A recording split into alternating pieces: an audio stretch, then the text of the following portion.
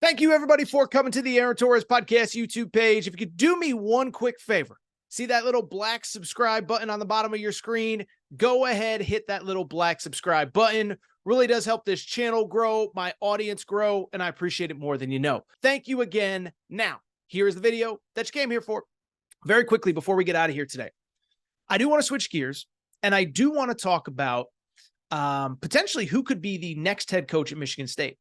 Because we kind of danced around it last week. Mel Tucker is officially out. And so with Mel Tucker now gone, the question becomes, who will be the next head coach at Michigan State? Now, what I think is important to note is a few things here.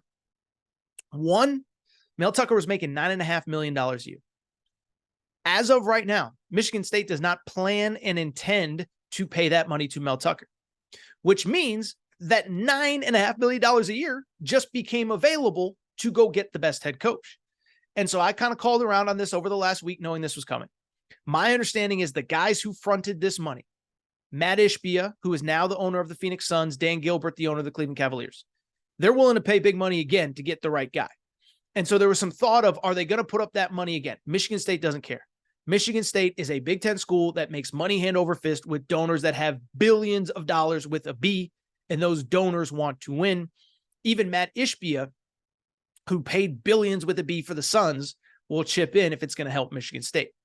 So I want to talk about a few candidates, but I want to keep in mind, there are probably some guys that we're not even thinking about that realize they could get a $10 million payday that would probably be very interested in this job. So keep that in mind kind of going forward. But a couple names that have come up. First of all, let's just get the elephant out of the room. Anytime a job opens up, Deion Sanders' name is going to pop up. I don't believe Deion Sanders is a candidate for this job. I actually don't think he's going to be a candidate for any job at any time this cycle. Let me explain why. First of all, be clear. I don't think Deion Sanders is going anywhere. I hear, oh, he's got to go to the SEC. He's got to go to the Big Ten. Why? Colorado's going to the Big 12. They're going to make $36, $37 million a year. And as he's proving, he can recruit anywhere. And he is the center of his own universe. Okay. He doesn't need the SEC. He doesn't need the Big Ten. He can get players. He can get fans. He can get celebrities. He can do whatever he wants.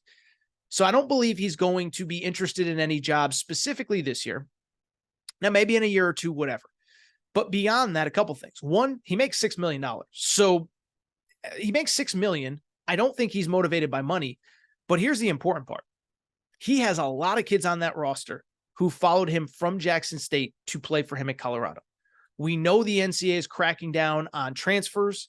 And so I don't think he's leaving because he's not going to be able to take Travis Hunter to the next place or Shedeur Sanders to the next place if Shedeur comes back, which was kind of a topic on Wednesday.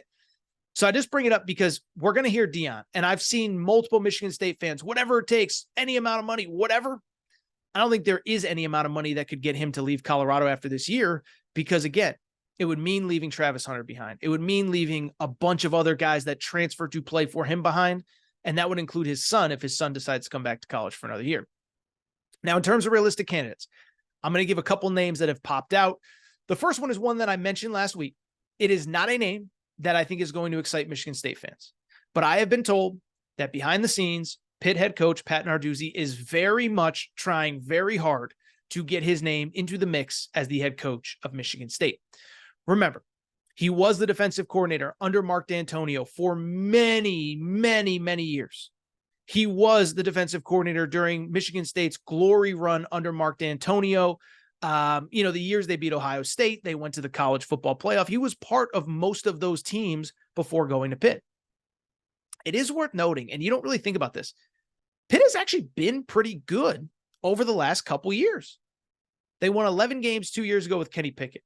They won 9 games last season. Not doing so well this year. But the bottom line is he has won at a place that I don't think is very easy to win at. I'd also say this. Remember, when Mel Tucker got put on leave last week, he's now been fired. Mark D'Antonio was brought in as kind of a consultant for the Michigan State football program. I bring it up because Mark D'Antonio's in the building right now. Mark D'Antonio kind of got forced out. It was ugly in the manner in which he left. Remember, he literally retired the day after National Signing Day to try and screw over Michigan State. But you don't think now that he's back in the building, he's not going to push hard for his guy? He's not going to push hard for stability. He's not going to push hard for a guy that he knows isn't going to do something dumb like Mel Tucker. Now, he might not be as good of a coach as Mel Tucker. I don't know if he'll ever win 10 games or 11 games like Mel Tucker did, but I think he probably feels pretty confident that he's not going to do something dumb behind the scenes like this. So Pat Narduzzi is one name. A couple other names I've heard and thought of over the last couple of days. One is Mike Elko, the head coach at Duke. And for people, first of all, who would sit there and say, why would the Duke coach go to Michigan State? That's a weird geographical thing. Mike Elko is kind of a unicorn or a chameleon of college football. He's from Jersey, kind of really started as a coach, in that northeast corner of the country. But then from there, went to Notre Dame, had great success as Notre Dame's coordinator, defensive coordinator, then goes to Texas A&M, and then, of course, went to Duke as the head coach a year ago. And so geography to me doesn't really feel like it'd be much of an issue, right? Geography to me, he's from the Northeast, coached in the Midwest at Notre Dame, coached in the southeast part or the southern part of the country at Texas A&M, now in the mid-Atlantic at Duke. So geographically, there's no reason that he can't bounce from place to place to place and have success. And also at Duke, he's had a ton of success. 9 wins a year ago. They're 3-0 this year, going into a very, very tough matchup at UConn. Knew I had to get my Huskies into the mix here. But I just bring it up because I hate to say it, they're going to be 4-0 after this week. They have the win over Clemson. And Mike Elko is going to be the hottest name in coaching. Now, what I think will be interesting about Mike Elko, I'm not sold. Do you take Michigan State just for the sake of taking Michigan State? Now, if they offer you 10, 11 million a year, makes it a little bit different. But at the same time, I do think it's worth noting. Mike Elko is going to be the top candidate at a lot of different places this coming cycle. Think about this as a scenario. Texas A&M essentially has not been the same since he left as defensive coordinator. If it really goes sideways with Jimbo Fisher, if they lose to Auburn this week and all of a sudden we look up and it's mid-November and they're playing LSU on the final week of the season and they're, 5-6 again trying to get bowl eligible, you don't think Mike Elko would make sense at Texas A&M? You don't think Mike Elko would make sense at some other places that might open up that are much bigger jobs than Michigan State? So that's my only concern with Mike Elko. He might be overqualified for that job. Another really interesting name, Jonathan Smith, the head coach at Oregon State. This one to me is interesting for a few reasons. One, first of all, a really good coach. Remember, Oregon State won 10 games last year. And if you look at that program, it has incrementally essentially gotten better every single year that he's been there, outside of the 1 year during COVID, where it was a weird year, especially in the Pac-12. Where it gets interesting is this. I see a lot of people say, would he really leave that job? He's an Oregon State alum. When he got the job, he literally cried at the press conference. But things have changed, and things do change. And Oregon State is not the job that it was even 3-4 years ago when he took the job.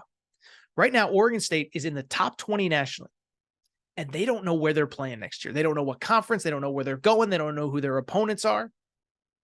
And so if you're Jonathan Smith, do you try to hold it together at Oregon State, or do you strike while the iron's hot and try to get out? Now, again, maybe he's not interested. Maybe there's another job. But I do think at some point he is going to have to really consider leaving that job because it's just going to become that much tougher.